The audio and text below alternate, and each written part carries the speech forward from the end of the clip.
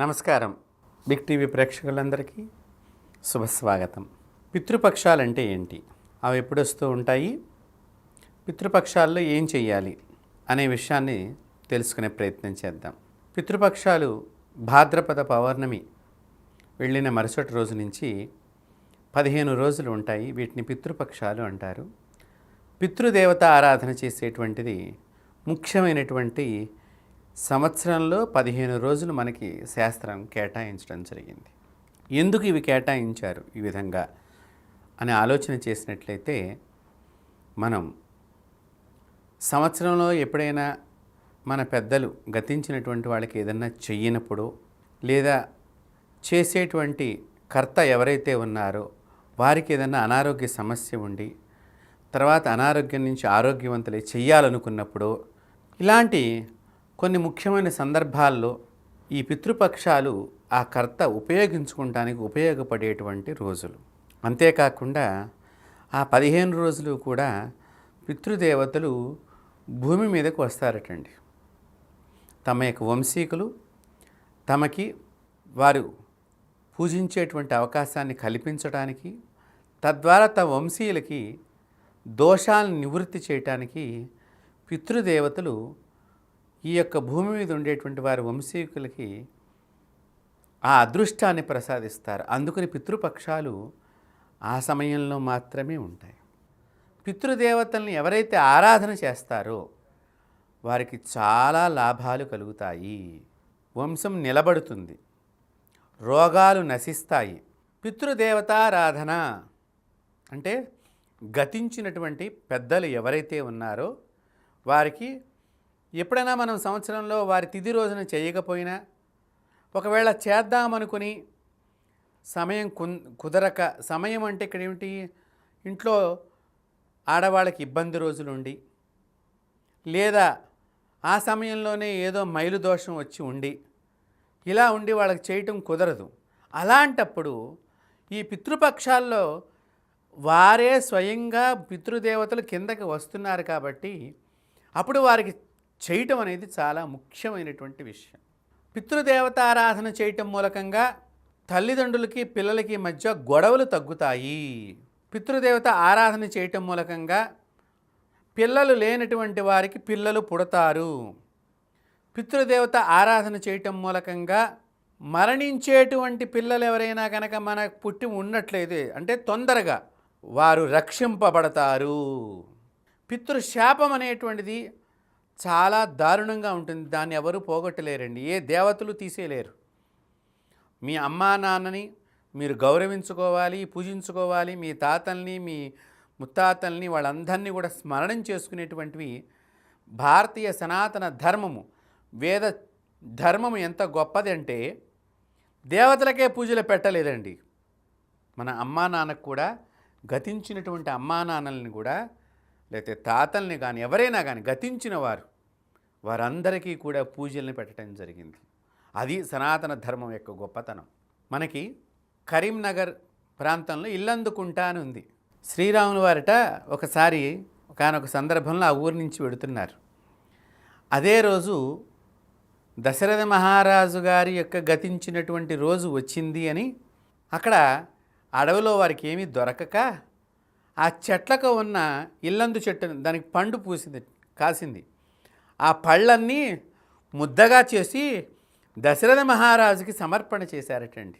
తర్పణం వదిలి, నాన్న ఇదిగో నీకు సమర్పణ చేస్తున్నాను, ఈ పండు నేను ఆహారంగా స్వీకరించు అని చెప్పి. అక్కడికి ఇప్పటికీ కూడా రాముల వారి యొక్క పాదాలు ముద్రలు అలా ఉన్నాయి. దానికి పెద్ద దేవాలయం ఉన్నది.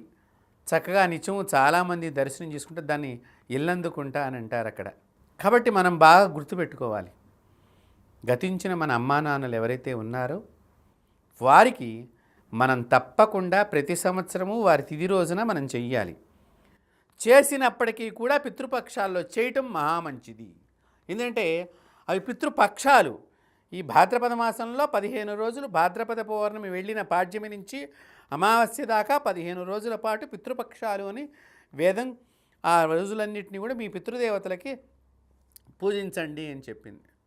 తప్పకుండా ప్రతి ఒక్కరూ కూడా విధిగా బాధ్యతగా మనకి ఎన్ని ముఖ్యమైన పనులున్నా సరే అవన్నీ మానివేసి గతించిన పెద్దలకి మీ శక్తి అనుసారం, మీ శక్తిని బట్టి, మీ పద్ధతిని బట్టి, మీ ఇంటి ఆచారాన్ని బట్టి మీరు వారిని ఆరాధన చేయటం చాలా ముఖ్యమైన విషయము. పితృదేవతలను ఎవరైతే కనుక సరిగ్గా ఆరాధన చేయరో వారికి రకరకాలైనటువంటి బాధలు సంక్రమిస్తాయి, అనారోగ్య సమస్యలు వస్తాయి, పితృదోషాలు వస్తాయి, పిల్లల మాట వినకపోవటం, చిన్న వయసులోనే చెడు అలవాట్లకు గురి అవటం, చిన్న వయసులో నుంచే వాళ్ళు మంచి దారి కాకుండా ఉండటం, చదువు అబ్బక, పెద్దలందు గౌరవం మర్యాద లేకుండా వంశానికి నష్టం కలిగించేటువంటి పనులు చేయటం, అలాగే పెద్దలతో గొడవలు పడటం, ఆ ఇంట్లో సంసారంలో ఉండేటువంటి ఆ మనుషులందరూ దూరం, ఒకరికొకరు దూరం అయిపోవటం, రకరకాలైనటువంటి బాధలన్నీ కూడా అనుభవించేటువంటి అవకాశం వస్తుంది ఆరాధన చేయకపోవటం మూలకంగా పితృదేవతల్ని. ఇది ఎలా చెయ్యాలి అంటే సద్బ్రాహ్మణ్ణి ముందరగా మాట్లాడుకుని చక్కగా గృహానికి పిలుచుకుని మీ పెద్దల పేరు మీద తద్దిన కార్యక్రమాన్ని తత్ ప్లస్ దినం తద్దినం కాబట్టి ఆ రోజున వారికి పూజను ఏ విధంగా చేయాలో వారు చెప్తారు కాబట్టి ఆ విధంగా పూజించి మీకు తోచిన రీతిలో ఆ పూజని మీ శక్తి కొలది చేసి వారి ఆశీర్వచనం పొందటమే ముఖ్యమైన ఉద్దేశం. ఏమండి మేము అంత కార్యక్రమం చేయలేము, దానికి చాలా ఖర్చు అవుతుంది అని అన్నారు అనుకున్నప్పుడు స్వయం పాకదానం చెయ్యాలి. స్వయం పాకదానం అంటే ఏమిటి?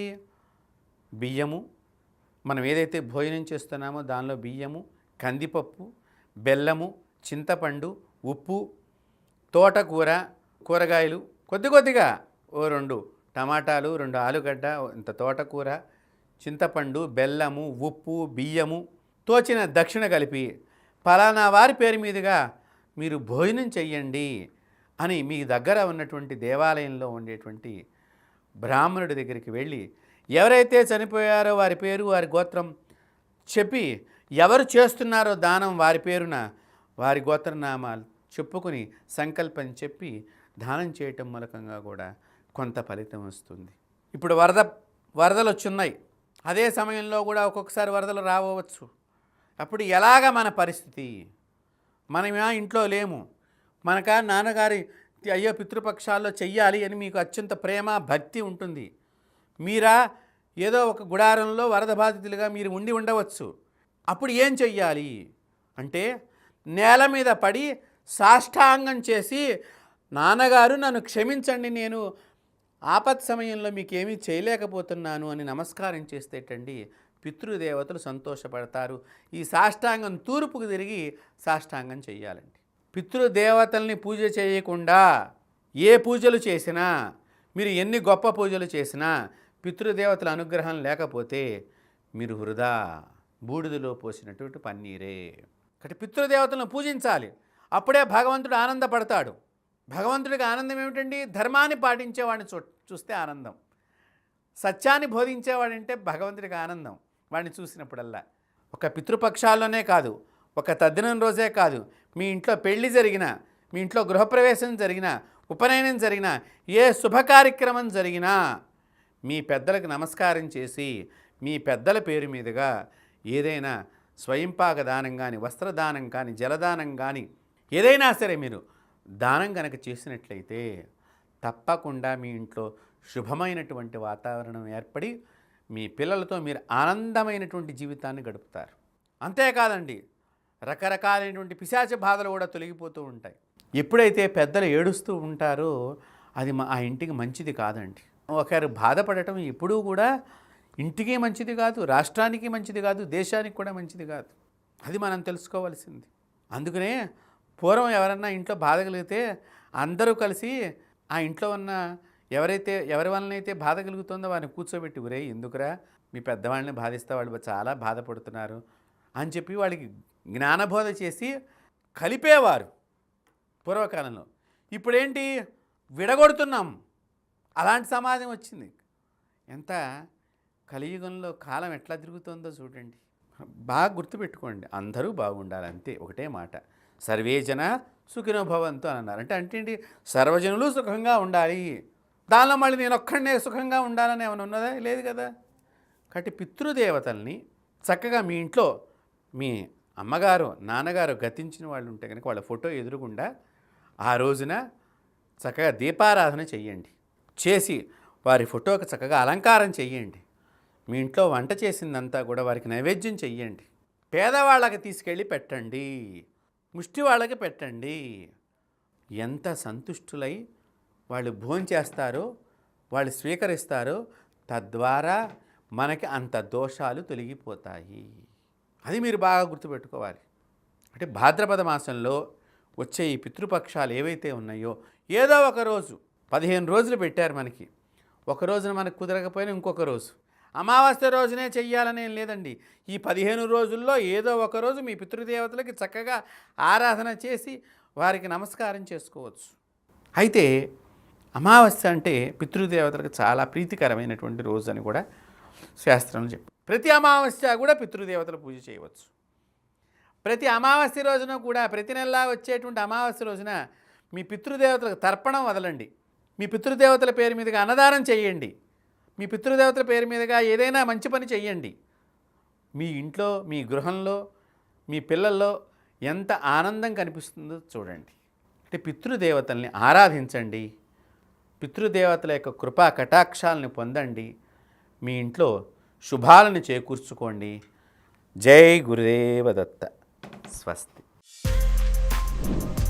For more videos like this, subscribe Big TV channel.